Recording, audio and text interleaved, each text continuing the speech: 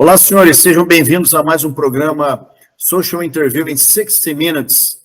Dessa vez nós temos um outro convidado bastante especial. Ele é o Dr. Carlos Wagner de Oliveira.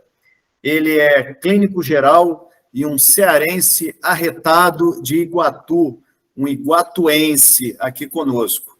É uma criatura fantástica, um amigo, um cara bem-humorado, e uma pessoa que todos nós gostamos. Seja bem-vindo, Carlos Wagner, ao nosso programa. Obrigado, André. Obrigado pelo carinho, obrigado pelos elogios. Dizer que é recíproco isso que você me falou. Você é uma pessoa especial, uma pessoa que tem uma luz diferente, uma pessoa que consegue agregar. E fico muito feliz por ter sido convidado por você para fazer parte desse bate-papo. Sempre, Carlos, sempre. Você sempre será bem convidado aqui, bem-vindo aqui ao nosso programa. Diga uma coisa, você é médico, então vamos começar. Qual é o teu interesse pela medicina?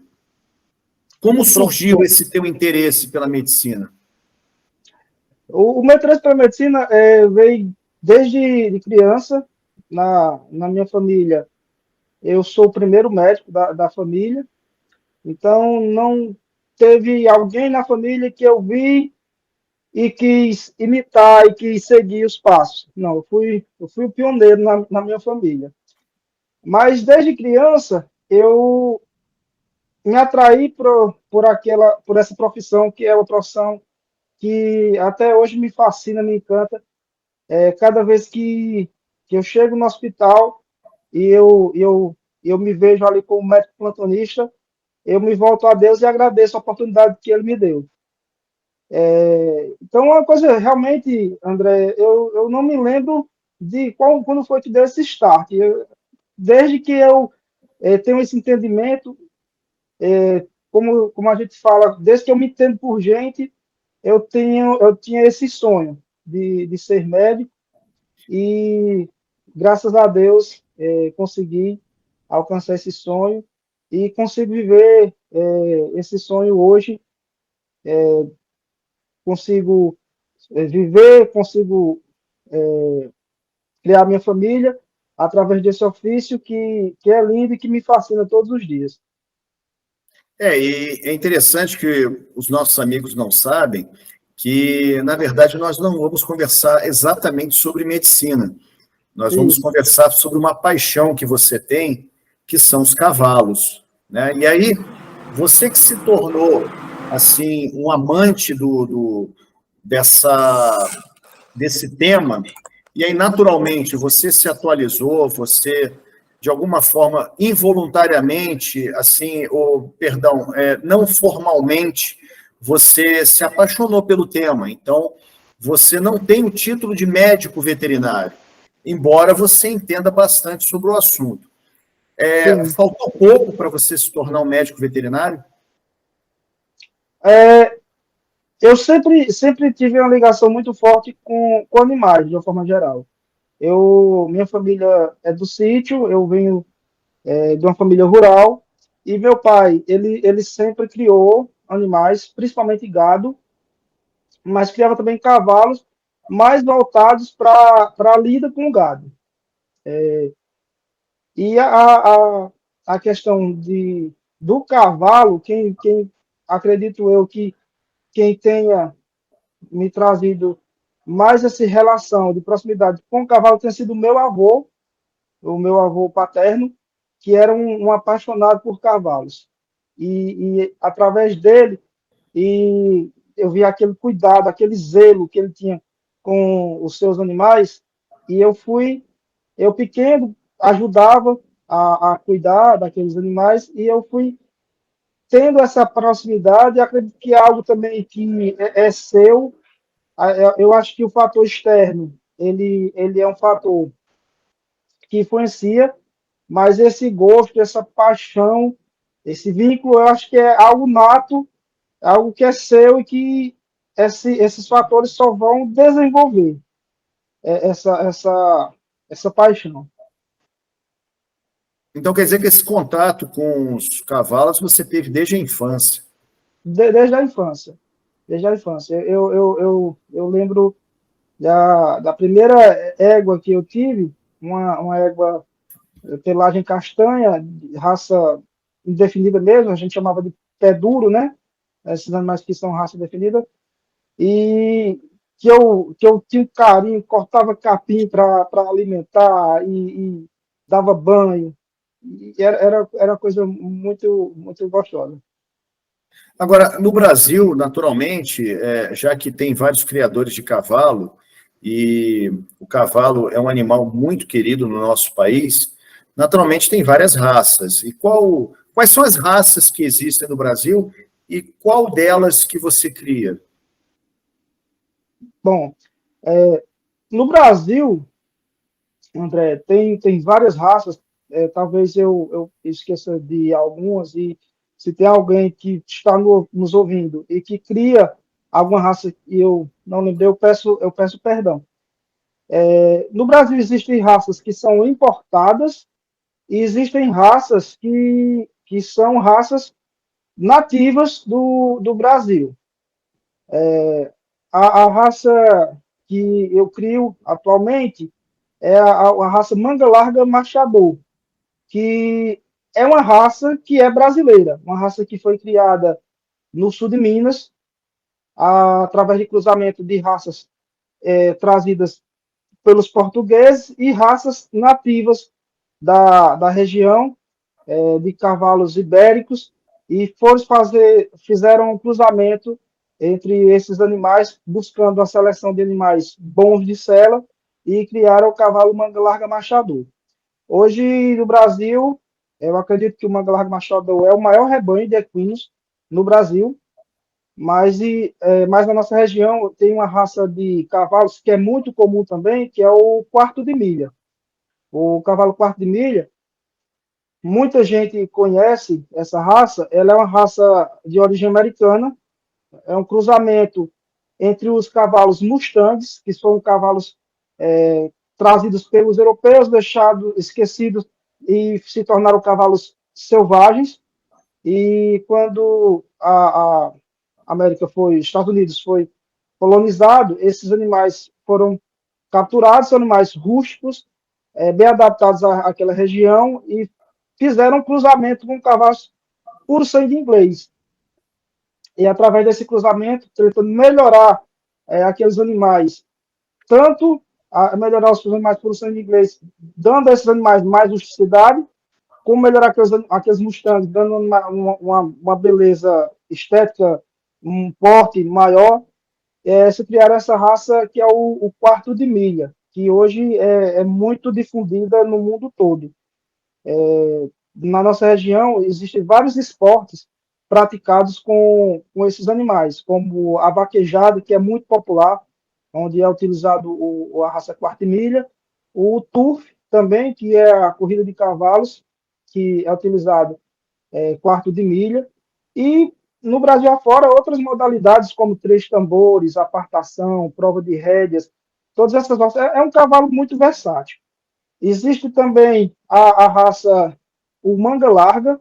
Existe o manga larga, acho que pouca gente sabe, mas existe o manga larga machador e existe o manga larga, ou que é chamado também de manga larga paulista.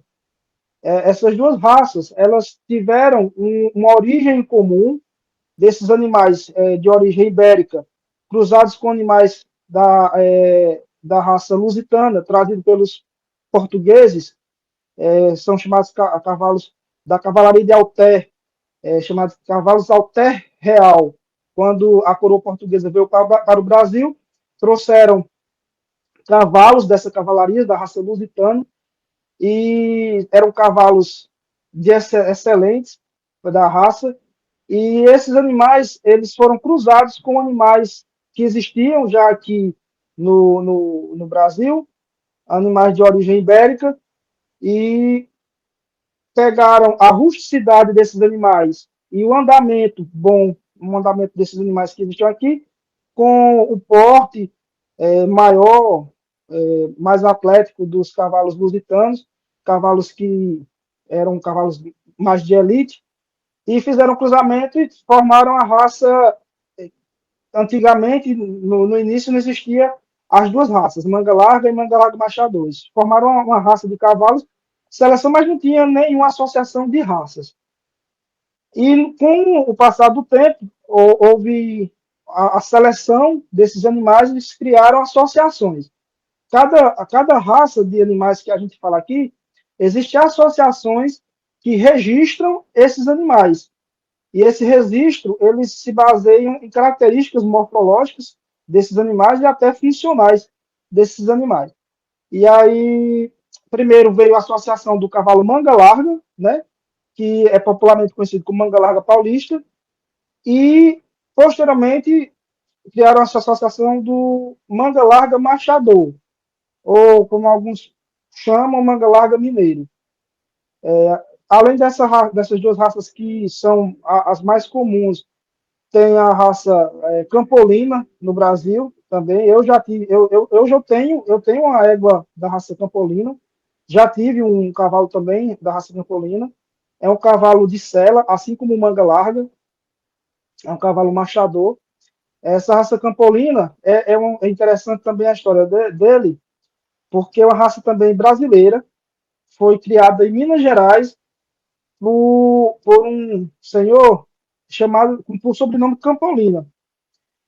E ele, naquela época, existia uma tradição que era uma festa de como simulando uma batalha dos mouros. E numa dessas batalhas entre os cristãos e mouros que eram representados, esse senhor Campolina, ele perdeu. Ele, representando os cristãos, perdeu a batalha e ficou muito envergonhado porque o rei estava assistindo a apresentação e dali ele começou a selecionar cavalos de porte maior para que ele pudesse ter melhor êxito nessa prática esportiva, né? Que, que era as cavalhadas eram chamadas. E aí ele criou a raça chamada, que recebeu o nome dele, a raça Campolina, e que é uma raça também que é uma raça muito forte no Brasil. Além dessas, existe o cavalo de hipismo brasileiro, que é um cavalo mais para salto. No Brasil, você tem a raça lusitana, importada, tem a raça crioula, que é uma raça brasileira também, você vai encontrar no sul do país. E além dessas, outras raças europeias, como o frísio, bretão, e entre outras. Carlos Wagner, chamou a atenção, duas coisas foram interessantes. Uma que o cavalo ele era usado como máquina de guerra, ele era estratégico no deslocamento de um exército, né? E outra coisa que assim, é impensável para mim, esse cruzamento de cavalos europeus com brasileiros, os cavalos vinham em caravelas, na época do Brasil Colônia. Realmente é uma informação assim magnífica. Deixa eu te perguntar uma coisa. Normalmente as pessoas têm um hobby, entendeu? Então, por causa daquele hobby, elas até se apaixonam pelo hobby e elas fazem desse hobby um negócio. Se você é tão apaixonado por cavalos, essa paixão, ela se limita apenas ao lazer ou você faz negócios com cavalos? André, atualmente, essa paixão se limita a lazer, mas eu pretendo, no futuro, além do lazer, ter também como negócio. Hoje em dia, até recentemente, comprei duas éguas da raça manga larga machador, e essas éguas eu pretendo fazer a inseminação, né, desses animais com animais de elite da raça, garanhões premiados, para fazer o melhoramento genético desses animais e futuramente ter um rebanho também comercial. É interessante, você falou em relação ao mercado. dos cavalos, né? Então, a pessoa assim, leiga, talvez imagine, bom, vou comprar um cavalo, vou dar alimentação e água para ele, está resolvido. Como é que é essa dimensão do mercado de animais? Por exemplo, você tem o cavalo, você precisa se preocupar da alimentação, da imunização, da saúde do animal, de uma forma geral, do estábulo, do local onde ele vai repousar, a questão, de repente, da cela que vai ter que comprar. Então, como é o tamanho desse mercado? O mercado de cavalo, André, é um mercado bastante complexo. Mercado de cavalos, eu diria que não é para amadores. O primeiro requisito para você criar cavalos, seja para hobby, seja para comércio, o primeiro requisito é que você seja um apaixonado por cavalos. Porque se não for apaixonado por cavalos, não pode até entrar, mas não fica. Porque é muito complexo. Muitas vezes a conta não bate. Quando você vai produzir animais para o comércio, por exemplo, se você for começar a fazer, que no caso do comércio é o que se deve fazer, você tem que fazer contas, né? Em qualquer comércio que você esteja. Quando você faz as contas, muitas vezes a conta não fecha. E só permanece no meio realmente quem tem paixão, quem tem amor pelo cavalo e que consegue ficar. A Porque pergunta. Porque, naturalmente, existe um custo para isso. Então, por exemplo, eu chego, converso com você, Carlos Wagner. Eu quero adquirir um cavalo, certo? Qual o custo de compra do cavalo? É claro que eu estou considerando que existem várias raças, então são, assim, situações diferentes, então a complexidade é muito grande. Mas, em média, eu gostaria de adquirir um cavalo, tá? Quanto eu pagaria? Qual seria o meu custo mensal? Quais seriam os cuidados básicos que eu deveria ter com ele? Entendeu? Eu queria que você desse uma abordagem nisso. Sim, pronto. A questão do preço de um cavalo, o valor de um cavalo, André, vai depender muito da finalidade para a qual você quer aquele cavalo. Eu já tive cavalos de vários preços. Como eu falei para você, desde criança, eu criei cavalo. Então, uma égua que eu comprei na adolescência, eu lembro que eu comprei essa égua por R$ 500. E o cavalo, ele é um herbívoro. Então, se você me perguntar qual é os cuidados com a alimentação de um cavalo? Bom, o cavalo é um herbívoro, então você tem que fornecer capim e água, basicamente.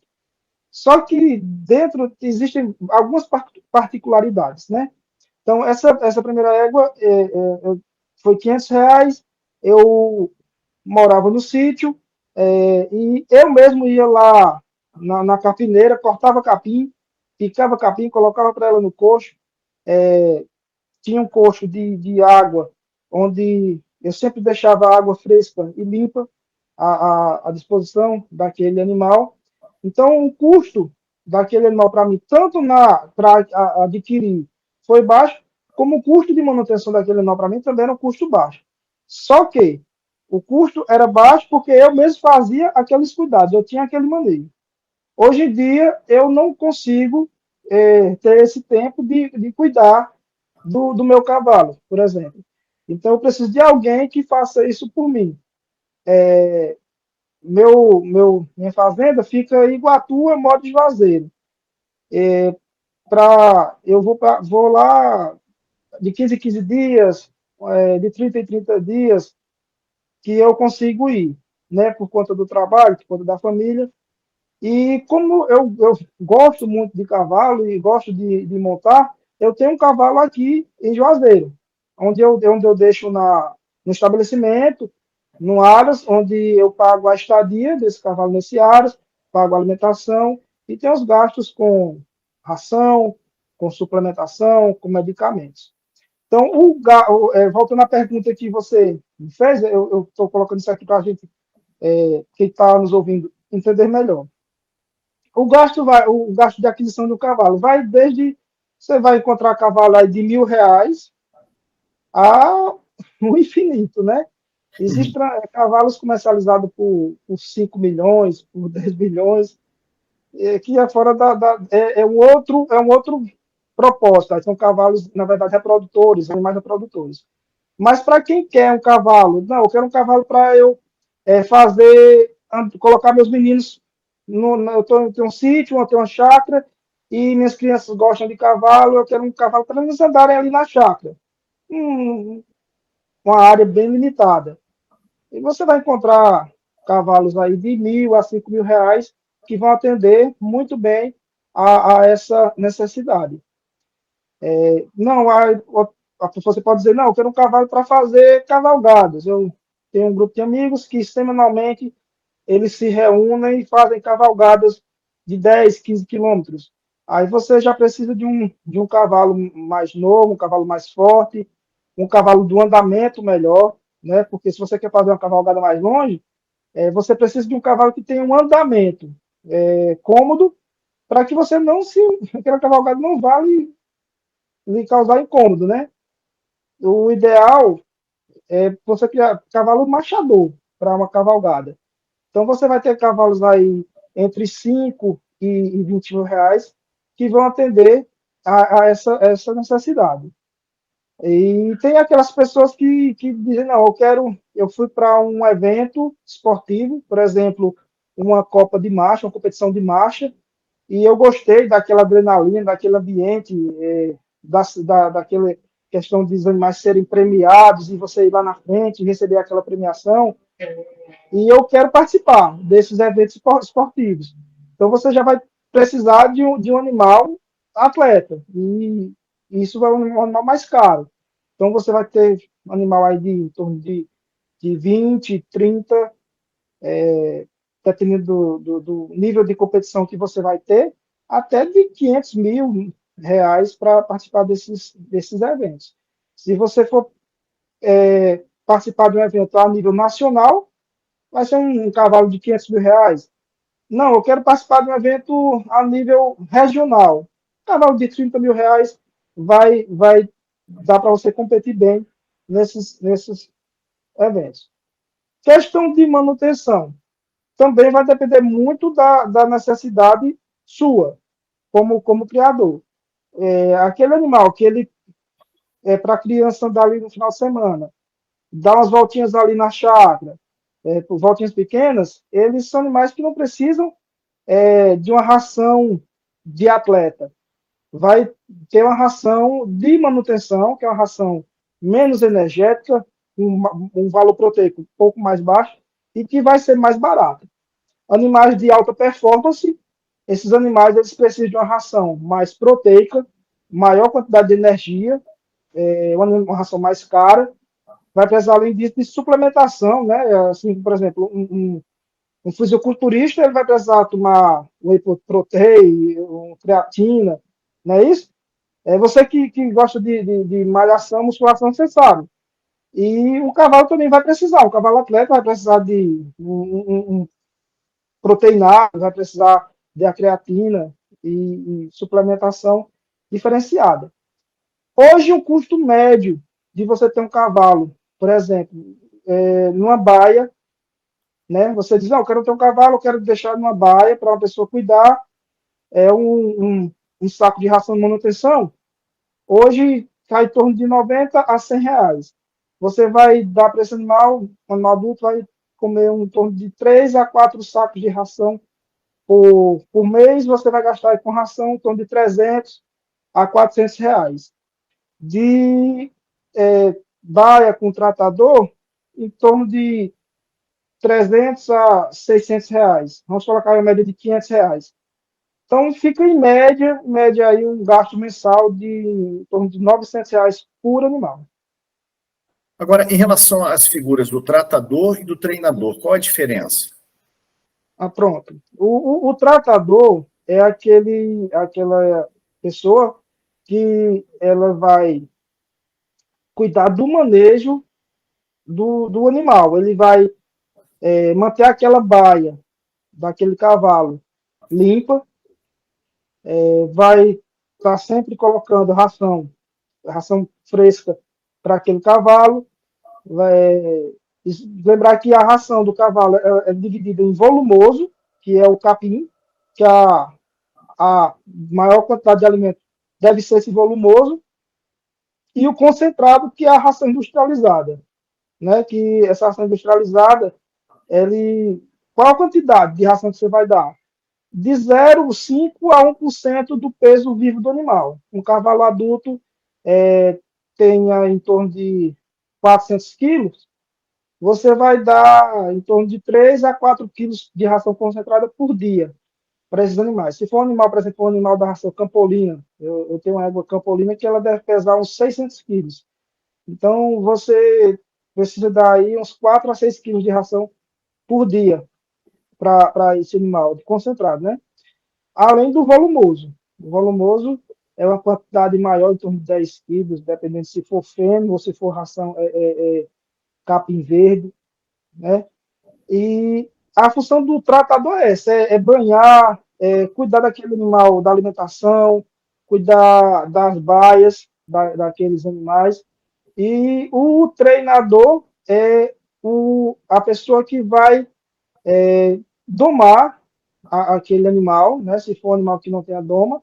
E aqueles animais que são domados são aquele funcionário, aquele profissional que vai manter aquele animal em forma para a prática de determinado exercício, para a prática de determinado esporte. Ele vai basicamente montar naquele animal e deixar aquele animal sempre em forma para praticar aquele esporte. E existem outros profissionais que estão envolvidos. Existe o casqueador, que é como se fosse a manicure do cavalo, que vai cuidar dos cascos daquele animal, para aquele animal desenvolva melhor a sua função, para que evite também doenças. Agora, uma coisa, tem algumas perguntas aqui que são interessantes, mas antes das perguntas, eu queria esclarecer com você alguns detalhes. A questão da imunização sai muito caro? Não, André, a imunização dos animais hoje, o que eu faço para os meus animais, é imunizar eles contra raiva, tétano, contra pneumonia, garrotilho. Todas essas doenças, você consegue imunizar com basicamente três vacinas. Essas vacinas, elas são anual e você vai gastar aí por volta de uns R$ 100 por ano com vacina por animal. Então é um custo que compensa imensamente. Outra coisa, a questão da reprodução, do mercado de sêmen, como é isso? Como é assim, o lucro para o indivíduo que tem um cavalo que seja reprodutor? É engraçado. Eu hoje eu gosto muito como eu falei para você, eu sou um consumidor de podcast, né? E hoje eu tava assistindo, ouvindo um podcast sobre essa questão de reprodução animal. Antigamente, na época do meu avô, o que era que se fazia? Você tinha uma égua, claro, sempre a seleção houve, né? Você sempre escolhia aquela melhor égua, e aquele seu vizinho, aquele seu parente, tinha um cavalo que era um cavalo muito bom. E você sempre, as pessoas entenderam que se você tiver um cavalo bom e uma égua boa, e você cruzando esses animais bons, há uma grande probabilidade de você ter um produto, um potrinho, uma potrinha boa daquele cruzamento. Claro que não é matemática. Você pegar um cavalo bom e uma égua boa não é 100% de certeza de tirar um produto bom. você pode ter um produto ruim, mas a probabilidade de você tirar um produto bom é maior. Então, eles faziam o quê? Imagine que a pessoa tinha uma égua boa, e uma pessoa que, um parente, em outra cidade, tinha um cavalo bom. Ele ou levava aquela égua até aquele cavalo para cruzar, de monta natural. Inclusive, eu já fiz isso, eu já criei dessa forma, né? Eu tinha uma égua e levava para outra localidade para fazer a monta natural. Ou então você trazia o cavalo para a sua propriedade, aquele cavalo, e fazia a monta natural de suas éguas, né? Dependendo do acordo que se fizesse entre os dois proprietários. Isso é uma coisa que limita muito, porque imagine aí, tem um cavalo que você tem interesse, mas esse cavalo está lá em São Paulo. Imagina aí, na monta natural fica impossível, inviável. Com o advento dessas tecnologias, é, começaram a coletar o sêmen desses animais e enviar esse sêmen para outras regiões, isso facilitando essa questão da reprodução. E aí o veterinário, né, vai fazer lá a inseminação artificial. De que se trata isso? O veterinário vai pegar aquele sêmen e artificialmente vai injetar aquele sêmen na vagina da égua, e aquele sêmen vai lá, depois disso, ele vai, de forma natural, fecundar o óvulo, formar o embrião e desenvolver o animal, né? Então, isso facilitou. Mas viu que existia uma limitação, questão de tempo. Quando você coletava o sêmen daquele animal, você tinha um tempo hábil para que aqueles espermatozoides fossem viáveis. Para isso, criaram essa técnica de resfriar esse sêmen. Resfria esse sêmen, envia esse sêmen resfriado, que tem uma viabilidade, digamos que em torno de 48 horas. Como, às vezes, essa viabilidade de 48 horas não era suficiente, porque, entenda, você tem que pegar o sêmen daquele animal e colocar aquele sêmen do cavalo naquela égua na fase que ela esteja ovulando. Porque não é qualquer.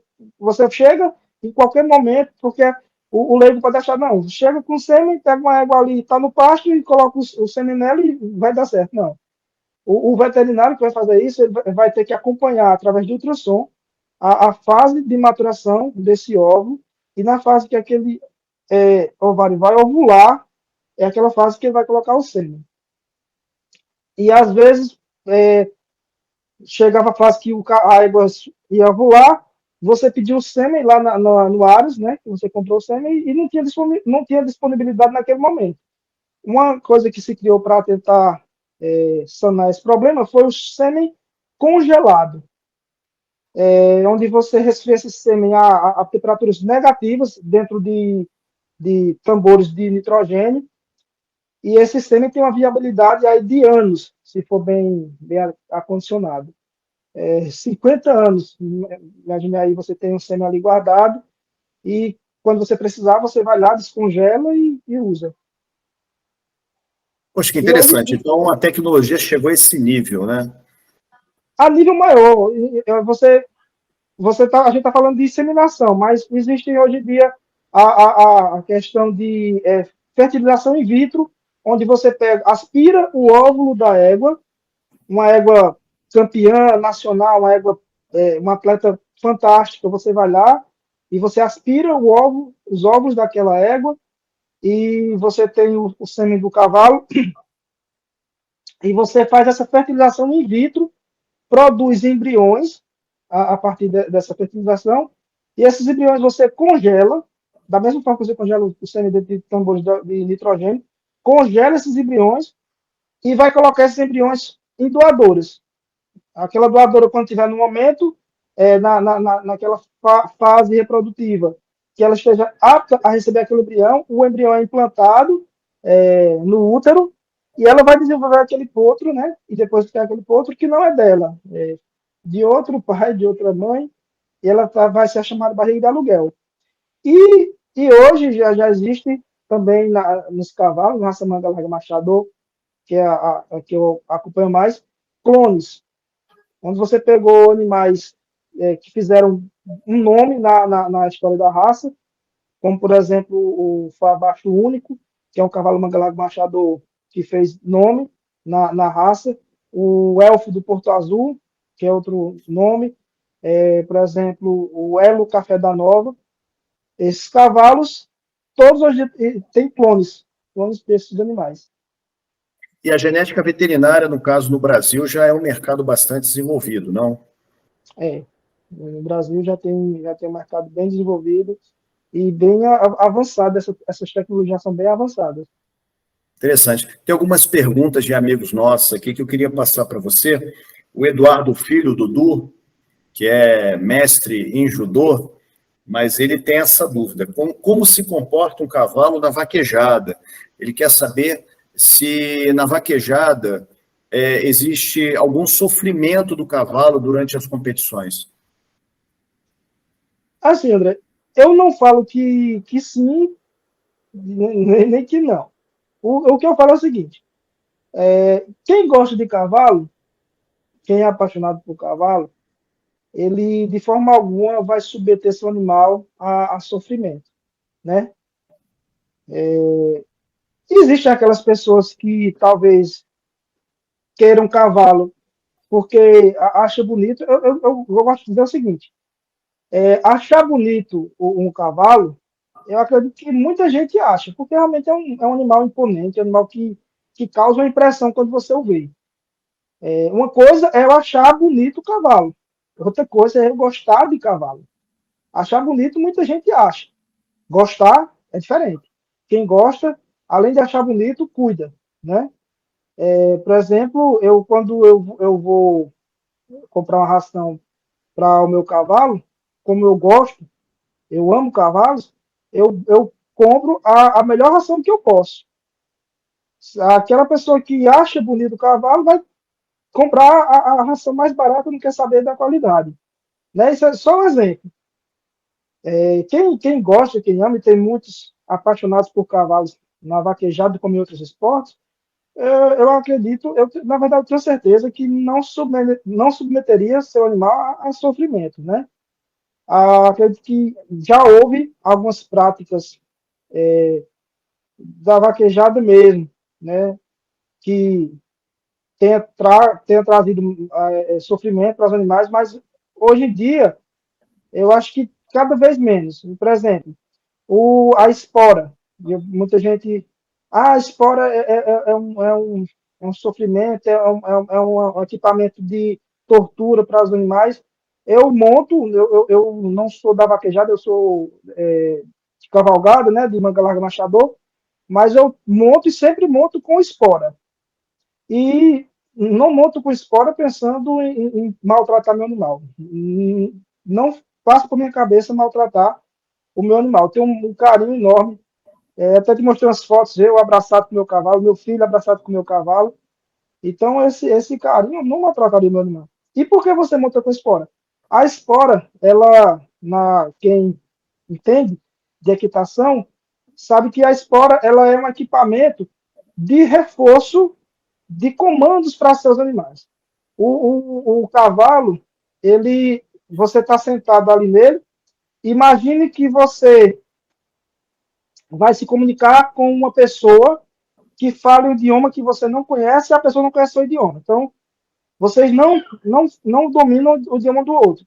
Como vocês fariam para se comunicar? É a mesma coisa do montador com o cavalo. Eu estou montado ali no ser que eu não sei como me comunicar com ele. E quais são as formas que eu me comunico? Através de gestos. Através de gestos na rédea, através de gestos na minha perna. O cavalo tem uma sensibilidade tão grande que até a minha postura, se eu pender a postura mais para frente, ele entende como um comando. Se eu pender minha postura relaxada mais para trás, ele vai entender como um comando. Se eu deixar minhas pernas mais abertas, ele entende aquilo como comando. Se eu ajustar minhas pernas na barriga dele também, ele entende aquilo como um comando. Então, a espora, ela não é para você ferir o animal, é só para você encostar no animal e dar um comando para ele. E em relação a você cavalgar num cavalo selado e um cavalo sem sela, teria algum problema você cavalgar sem a sela? Não, problema nenhum. Essa semana mesmo, engraçado você perguntar isso, acho que está com uns 2 dias, eu fui no Aras e peguei um cavalo que eu tinha, puxei e deu vontade de montar nele sem sela. E naquela hora eu peguei e montei, cavalo manso, bem domado, montei nele sem sela e saí montando nele com o que a gente chama no pelo. Fui, voltei, dei uma volta nele e, sim, não teve nenhum um dano nem para mim, nem para o animal. Claro que se for fazer uma cavalgada maior, aí você vai ser incômodo. Para o animal nem tanto, mas mais para o montador, né? Aquele suor, vai começar o suor do cavalo com seu suor e vai causar assadura no montador. Mas dano para o animal, a não ser que o animal tenha uma lesão na pele, naquela região do dorso, e aí você esteja montando naquela região do dorso na lesão, aí sim, vai causar desconforto. Mas o animal com boa saúde, integridade física boa, nenhum prejuízo. Mas, assim, seria percursos pequenos, mas uma coisa ali para você dar uma voltinha ali no terreiro da casa. Para percurso maior, a sela é necessária. Você falou sobre cavalgada. Cavalo tem autonomia?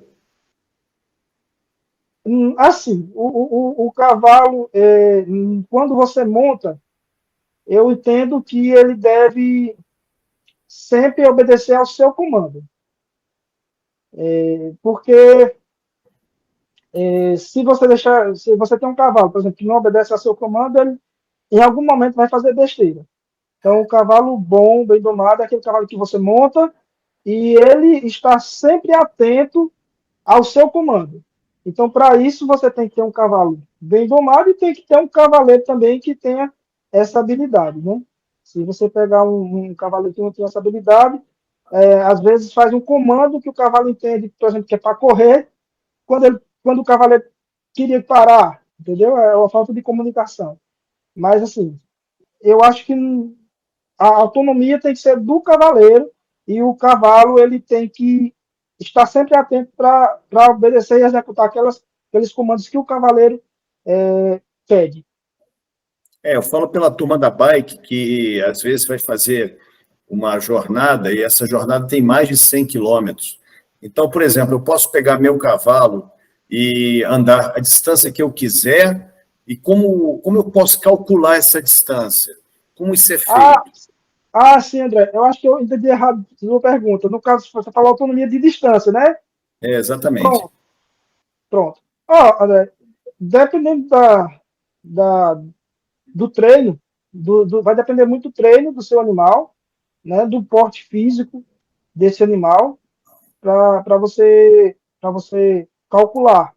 Existem modalidades, por exemplo, a modalidade de enduro. Aqui, acredito que pouca gente conhece na nossa região essa modalidade de enduro. Mas o que é isso? É um esporte onde você monta num cavalo e você sai a galope, muitas vezes correndo, um percurso longo. Um percurso longo, e quem ganha no final desse percurso, um percurso longo, muitas vezes com obstáculos mesmo, dificuldades no trajeto, e quem ganha no final, nem sempre é aquele que chegou primeiro. É interessante que você tem dois animais, um chegou primeiro, teve um que chegou em segundo. O segundo colocado pode, na verdade, ser o campeão. Porque quando chega no final, existe uma equipe técnicos veterinários que vão avaliar os batimentos cardíacos daquele animal e outras variáveis, outros sinais vitais, para ver qual animal chegou com maior, com menos desgaste, justamente para evitar que você esteja causando desgaste excessivo no seu animal.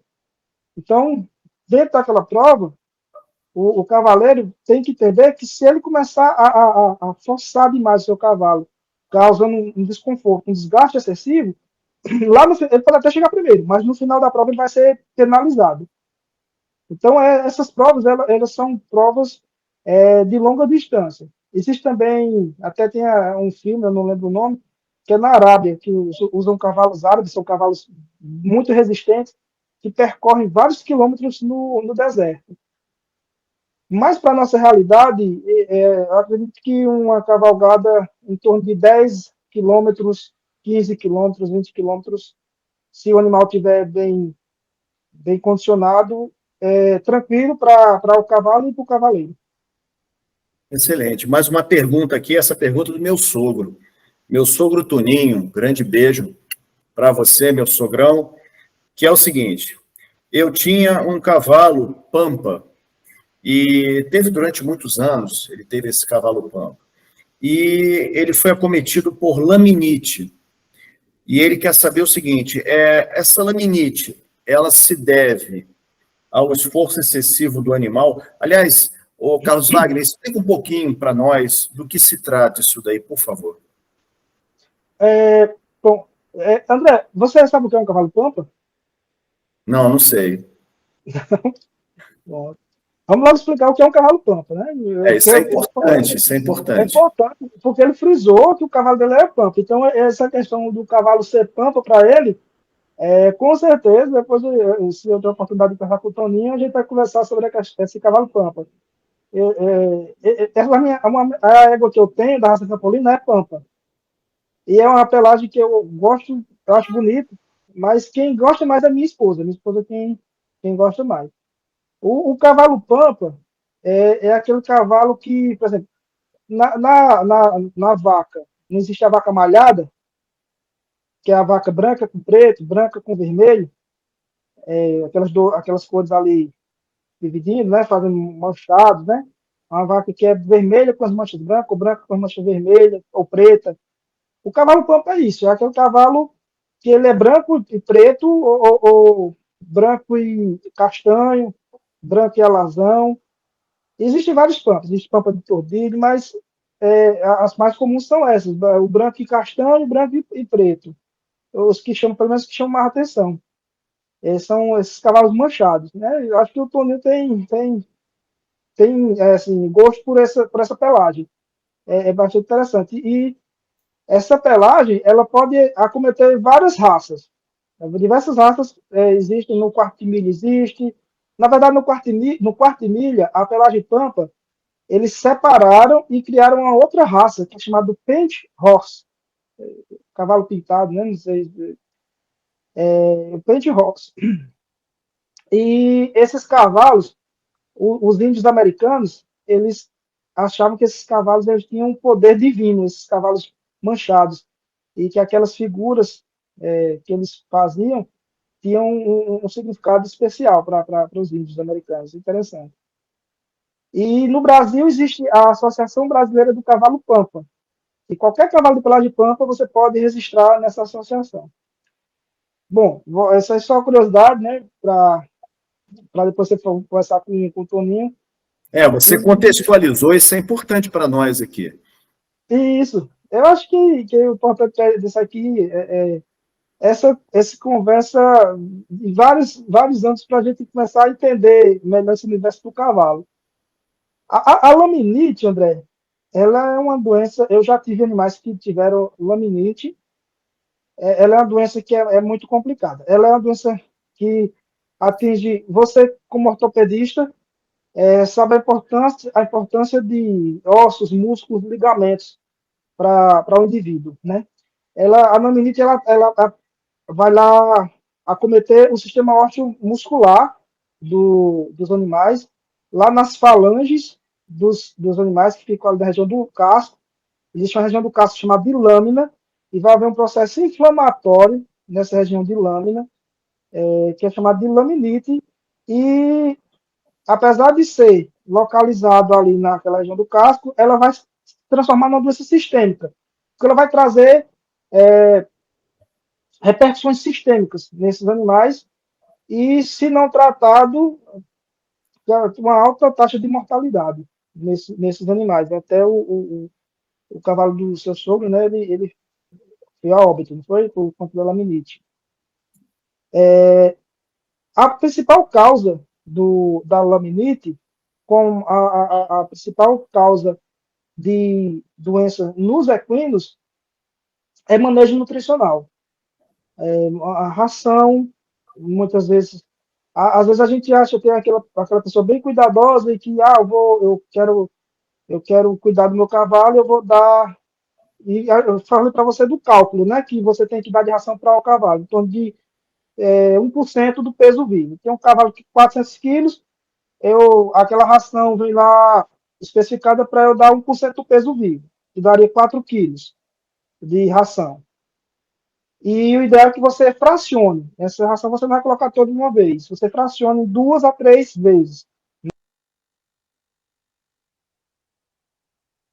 Houve alguma coisa aqui, ele saiu da reunião.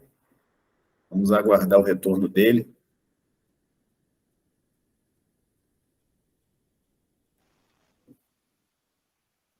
Vamos lá, vamos lá. Estamos de volta. Sim, André. Então, retomando. A questão da alimentação do animal, no caso, como cuidado para a laminite. Isso. Aquela ração, você calcula que você, para facilitar, você tem um animal de 400 quilos, você vai fracionar 2 quilos de manhã, 2 quilos à tarde. Então, aquela quantidade de ração que você deve dar para o seu animal. A pessoa leiga, às vezes não, uma pessoa leiga, mas que por uma boa vontade queira dizer, não, eu quero tratar melhor do meu cavalo e ao invés de 4 quilos, eu vou dar 6 quilos de ração. Aquele excesso de ração concentrada, ele pode ser uma das causas de laminite e de cólica nos equinos. A cólica é uma doença também que é muito conhecida para quem cria cavalos, quem tem cavalos, e que o nome já dá até um arrepio, porque é uma taxa de mortalidade muito alta também. A cólica é o abdômen agudo. No ser humano, seria o abdômen agudo, uma doença inflamatória, por exemplo, um problema obstrutivo. Você teve uma obstrução intestinal, um volvo, uma compactação por alimento, um fecaloma, outro processo inflamatório que acomete aquelas vísceras, né? No ser humano a gente conhece como abdômen agudo, nos equinos a gente conhece como cólica. E, assim como a laminite, também muito relacionada à questão de alimentação. Então, a alimentação do animal, do cavalo, ele tem que ser composta basicamente de capim, de fibras, né? Lembrando que nem todo capim é bem digerido pelos equinos, então são capins que sejam bem digeridos pelos equinos. Uma coisa que é bem comum você fornecer para o gado, por exemplo, é a silagem, que é você cortar o capim e armazenar dentro de silos ali de um ano para o outro, né? Os animais, eles não podem, pela própria estrutura, pela própria anatomia e fisiologia deles, ele é diferente do gado. O gado, a gente sabe que eles são ruminantes, né? Existe ali um estômago dividido em 4 compartimentos, onde o alimento transita para aqueles compartimentos, ele volta para a boca para ser mastigado e retorna para o estômago para ser digerido pela a digestão enzimática. No cavalo, ele tem um estômago único, então o cavalo já tem que mastigar bem os alimentos, ingerir esses alimentos, vai para o estômago fazer a digestão química, certo? Então, um cavalo ele é bem mais sensível a esse tipo de problemas do que um ruminante, por exemplo. Então, voltando para a pergunta do Toninho, que é sobre a laminite, a laminite ela pode acontecer por diversas causas, mas a mais comum são transtornos alimentares. Interessante. Outra dúvida também é do meu primo, o Arnaud Bastos. Também um grande abraço, Arnaud. Um grande abraço para você e para toda a família. É sobre a equinoterapia ou ecoterapia, né? Foi muito importante para o tratamento de um dos filhos que ele tem e que ele vê muito valor nessa forma do animal fazer interação com os pacientes, no caso, especificamente com a criança, né, que é o filho dele, e ele via muito valor naquilo. Qual é o conhecimento, a experiência que você tem em relação a isso, Carlos Wagner? André, com a equinoterapia, assim, propriamente dita, eu não tenho tido experiência, mas a questão de cavalos e questão de ler, né? Eu sou um curioso e gosto de ler muita literatura acerca de cavalos de forma geral. E é a questão da experiência, da vivência com o cavalo. O cavalo, ele é um ser que tem uma sensibilidade incrível. Eu gosto de dar um exemplo. Eu tenho uma égua que eu dei para um sobrinho meu, lá na fazenda, e essa égua, quando eu monto esse meu sobrinho nela, essa égua tem 4 anos, ela é da raça Quartimilha. É uma égua que é utilizada para lida com gado. Eu crio gado também, e os funcionários, eu, quando estou lá, utilizo essa égua para lidar com gado. Quando eu monto nessa égua, ela, o montador, ele está montado no cavalo, num ponto que o cavalo não enxerga, no ponto cego do cavalo. Então, tudo que o cavalo ele responde a você, não é que ele esteja vendo, é por questão de sensibilidade, de sua posição. Eles têm uma audição muito boa, o cavalo consegue escutar a 2 quilômetros de distância, por exemplo. É uma audição muito boa. A visão não é tão boa, mas a audição em outras formas, nos outros sentidos, né, são muito aguçados. Então, quando eu monto, ele não está vendo que eu estou montado, mas ele sente. Ele sente pelo peso, pela forma, pela pressão nas pernas, pela forma de pegar, empunhar as rédeas. Aquele não sente. Quem está montado, ele conhece quem está montado. E essa égua, ela tem um comportamento mais vivo e sempre ali alerta para sair, para galopar, para correr atrás de um boi, por exemplo, né? Porque é aquilo que eu faço quando eu monto nela.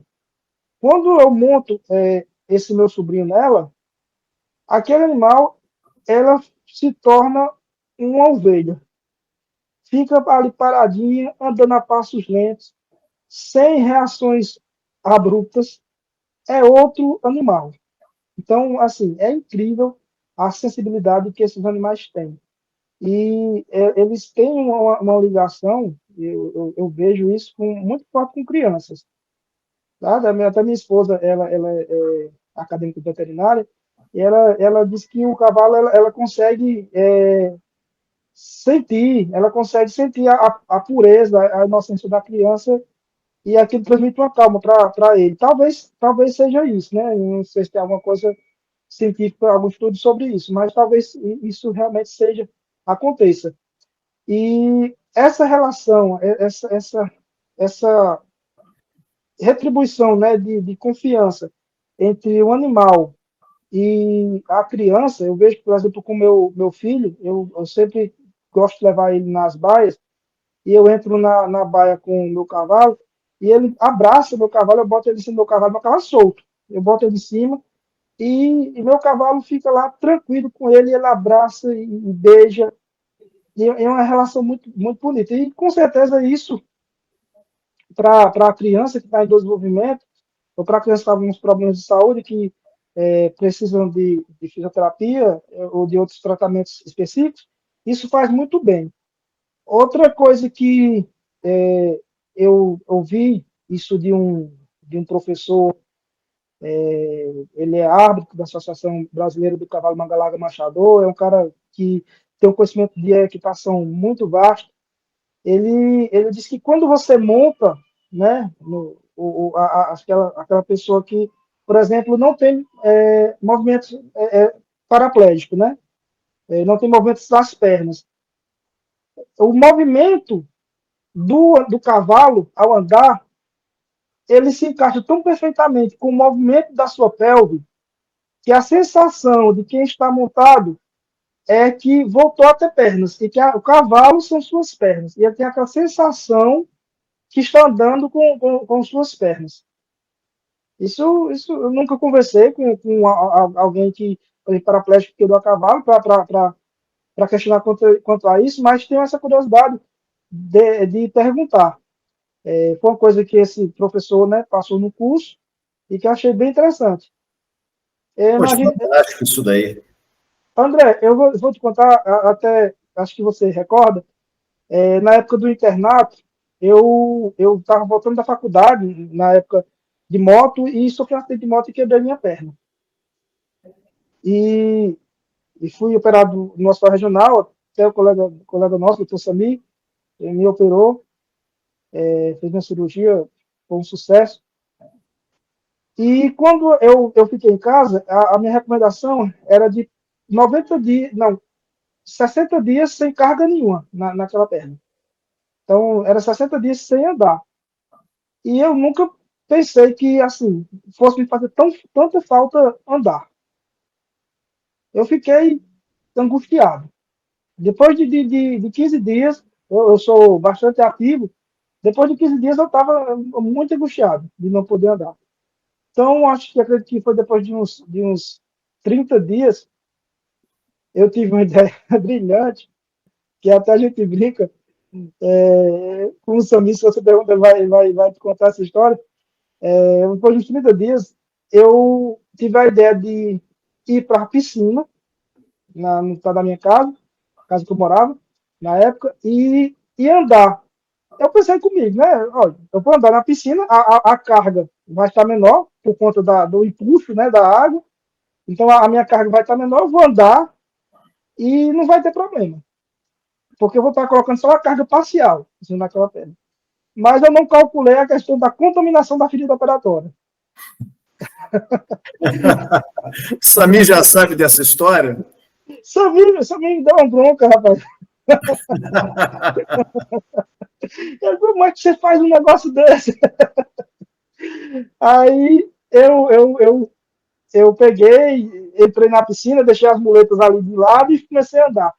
E rapaz, a alegria que eu senti, depois de 30 dias de muleta, de poder dar aqueles passos, rapaz, era uma coisa tão boa, sabe? A sensação de tá dando os passos, de estar andando. E aquilo eu fiquei muito feliz.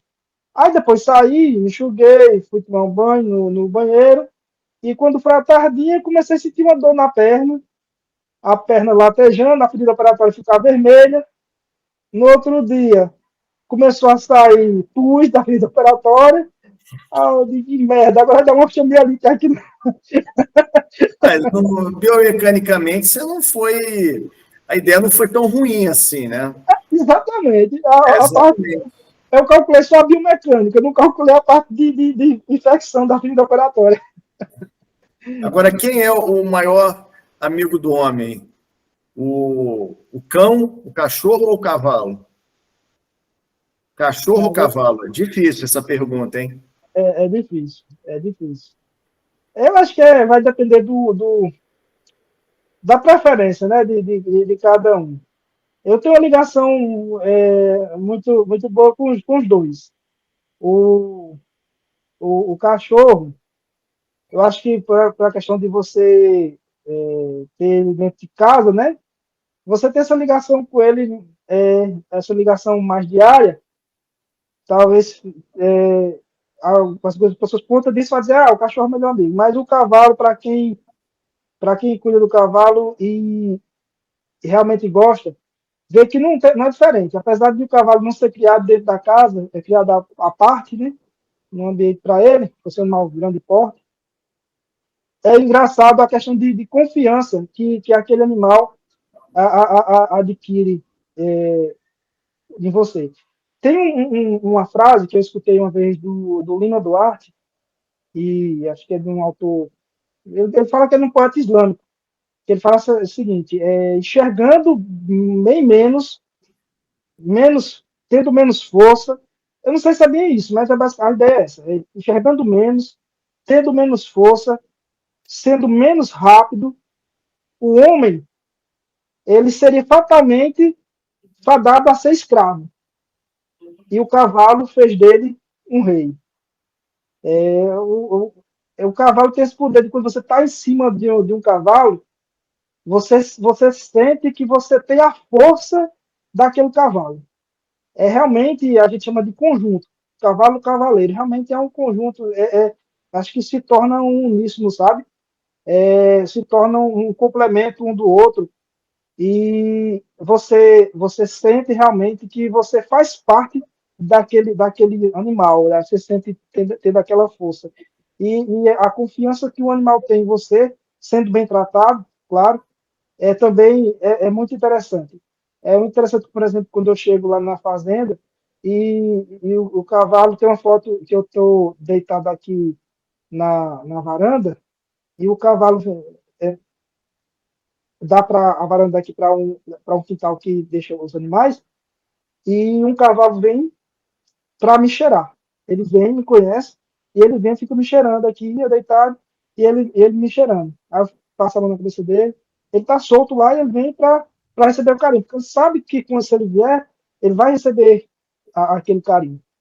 Que é a confiança que ele adquire em você quando ele é bem tratado. Eu tenho um cavalo, André, que eu tive. Esse cavalo foi bem interessante. Foi do pai de um colega médico que tinha esse cavalo, e ele queria desfazer esse cavalo porque o cavalo tinha derrubado ele 2 vezes. E ele perdeu a confiança no cavalo. E eu tinha um outro cavalo, e eu fiz uma negociação desse meu cavalo que era mais manso. Não, ele queria esse cavalo que eu tinha, né?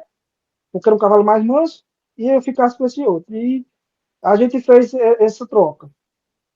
E eu levei esse cavalo para casa. Esse cavalo, o nome dele era Imperador, era um cavalo manga larga e muito bom de sela, muito bom de sela. Só que o cavalo ele tinha um- uma mania lá, que ele, quando via alguma coisa, o cavalo ele é uma presa, aqui para contextualizar, o cavalo ele, no reino animal ele é uma presa. Então ele está sempre com medo. Ele está sempre com medo. Tanto é que o cavalo, ele raramente ele se deita. Ele dorme muitas vezes em pé, e as estruturas ligamentares, ósseas e musculares das pernas deles, eles proporcionam que ele consiga dormir em pé, sem fazer esforço. Por que ele dorme em pé? Porque, como por ser presa, ele em pé ele tem mais chance de fuga a qualquer perigo. Então, o cavalo, muitas coisas que ele faz, que desagrada muitas vezes o dono, o montador, ele faz por medo, não é por maldade. E esse cavalo, ele quando eu passei aqui, que ele tinha qualquer medo, ele pulava de lado e derrubava o montador, se o montador não fosse um bom cavaleiro. E eu tirei isso desse cavalo. Quando eu percebi que ele tinha medo, ele já mudava a posição da orelha, porque quem anda a cavalo conhece, ele sabe que o cavalo ele gesticula a orelha, e dependendo da posição da orelha, ele está mostrando um sentimento, ou medo, ou ele está eufórico, ou ele está confortável. Ele mudava a posição da orelha, eu já percebia, e quando eu vi que ele fazer isso, eu ia, voltava, aproximava aquele cavalo daquele objeto, até ele entender que aquilo não ia fazer mal a ele. E uma vez, esse cavalo estava amarrado lá perto das baias, onde eu tirei ele da baia, amarrei numa mangueira, numa árvore, né? Para dar uma medicação, era uma pasta de verme, um vermífugo. O vermífugo do cavalo é uma bisnaga com uma pasta que você injeta na boca dele, tem uma palatabilizante, e ele vai lá e engole aquele vermífugo.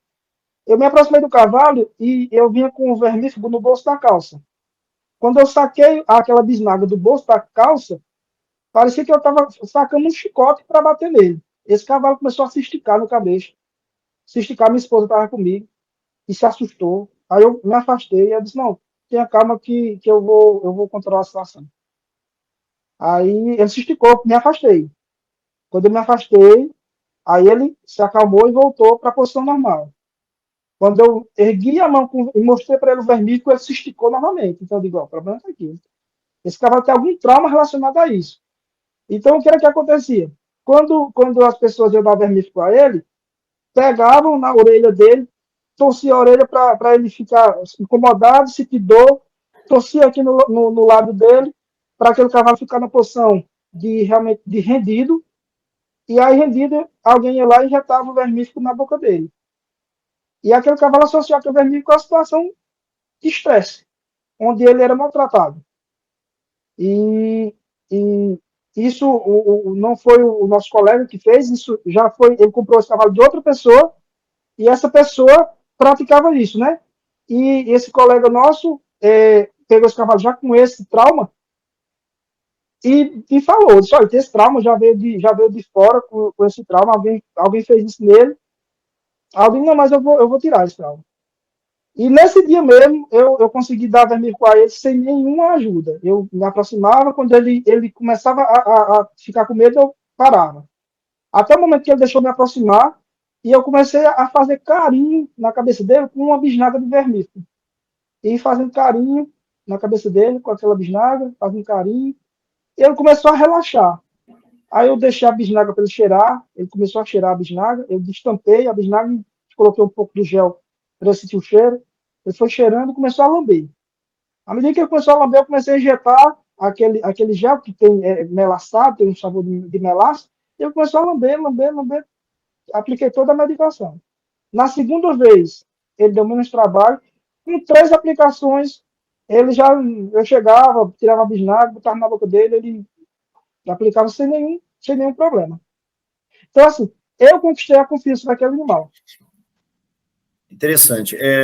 Mais uma dúvida aqui, nós convivemos assim em cidade, então é muito comum você encontrar serviços de medicina veterinária, que aliás não é a nossa área, nós somos da medicina convencional, mas que atendem assim, gato, cachorro e pequenos animais, aves, né? E tudo mais. Então, inclusive, são serviços que disponibilizam atendimentos de urgência. Em relação aos cavalos, existem unidades assim de saúde que recebam cavalos em caso de necessidade? Você mesmo comentou que tem uma situação aí emergencial que é semelhante ao abdômen agudo num ser humano. Existem esses serviços públicos ou particulares? Uhum. André, público, infelizmente, não existe. Particulares existe sim.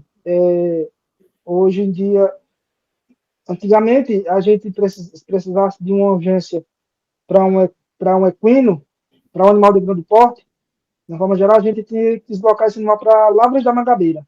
Existia um hospital veterinário lá, que faz essa parte de urgência, né? E hoje, aqui, eu não sei se existe outro, mas o que eu conheço aqui no Juazeiro, em Juazeiro, é o hospital da Faculdade de Medicina, da Faculdade de Sampaio, né? Lá tem o curso veterinário, existe o hospital que atende grandes animais de grande porte e essas urgências. Lá tem, eu já levei o animal para lá, é um serviço muito bom, uma estrutura muito boa, o veterinário, a gente conversou, né? Eu falei que era médico, ele foi me mostrar as estruturas, o bloco cirúrgico, uma estrutura muito bacana e que eles atendem com preço bem em conta. Um amigo até agora precisou de uma cirurgia para um cavalo, ele ficou impressionado com o preço, né? Que na verdade é um hospital escola e eles cobram, na verdade, os custos, né? Os custos de medicamento, de instrumentos, que o instrumental que é utilizado, e a mão de obra é aprendizado, né? Dos estudantes. Ótimos profissionais naquela instituição. Falo isso porque eu precisei e lá meu cavalo foi bem assistido. Bom, então é isso, né, Carlos Wagner? Nós estivemos aqui hoje com o nosso amigo Dr. Carlos Wagner de Oliveira. Ele é clínico geral, mas apaixonadíssimo por cavalo. E queria, Carlos, que você deixasse sua mensagem final para os nossos amigos. Bom, novamente eu gostaria de agradecer pelo convite, André, para aqui falando desse assunto que eu gosto demais. E a mensagem final que eu deixo é assim: você que não tem cavalo e que tem esse desejo de ter um cavalo, eu incentivo, eu encorajo você a tê-lo. É um animal que você vai, com certeza, se apaixonar e vai trazer muita alegria, não só para você, como para a sua família. O cavalo hoje, a minha família como um todo, ele participa desse meio do cavalo, eventos relacionados ao cavalo. E se você tem interesse de ter, primeira coisa que eu acho que você tem que buscar é a orientação de alguém que tenha mais experiência. Chega para um amigo que tem experiência e diz, amigo, eu estou precisando de um cavalo para essa finalidade. O que você me aconselha? Porque, assim, eu já errei muito nisso, sabe? De ir para uma linha que, na verdade, não era a minha linha para aquele objetivo, não era essa linha. E depois, com erro, a gente volta para... E quando você se informa, você pergunta a alguém que já tem mais vivência, que já errou mais, que já acertou mais, ele vai te orientar e você vai conseguir evitar bastante erros. Então, vai conhecer um Aras, vai conhecer uma instituição, um estabelecimento desse onde hospeda cavalos, saber quais são os gastos com esses animais, quais são as necessidades que esses animais têm, porque assim, não é só criar por criar, né? Você tem que entender as necessidades desses animais e tentar suprir as necessidades desses animais, porque o bem-estar, ele está acima do bem-estar do animal, ele deve estar no mesmo nível do seu bem-estar. Você não deve pensar só, vou criar o carro para me satisfazer. Você tem que pensar no bem-estar do seu animal também. Então, parabéns a você que esteve até agora no programa, assistindo, recebendo conteúdo de qualidade e com um tema bastante relevante sobre cavalos. Você já aprendeu tudo. Então, agora, mãos à obra, siga os conselhos do doutor Carlos Wagner, nosso amigo. E, Carlos, grande abraço, meu querido. Até a próxima. Muito obrigado. Obrigado, André.